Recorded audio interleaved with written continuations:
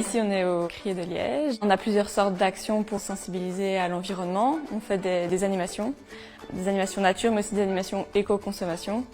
Et dans le thème éco-consommation, on propose des ateliers de savoir-faire comme on va faire ce soir.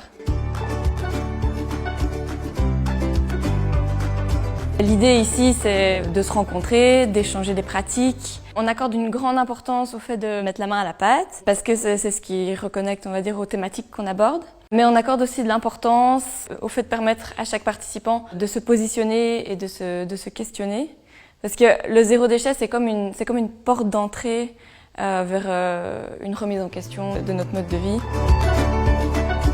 Au niveau cuisine, c'est assez large parce qu'en fait, on peut réduire de différentes façons, en cuisinant ses épluchures, en achetant en vrac, en limitant les déchets lors de nos achats, en s'organisant pour essayer d'éviter de mal gérer ses restes ou sa nourriture dans son frigo. Ici, avec ce qu'on va cuisiner, ça permet de se rendre compte qu'en fait, il y a beaucoup plus de parties comestibles dans un légume que ce qu'on croit parfois. Déjà ça, c'est une prise de conscience et ensuite se rendre compte qu'il y a plein de recettes chouettes à faire avec ça et que c'est pas toujours si difficile.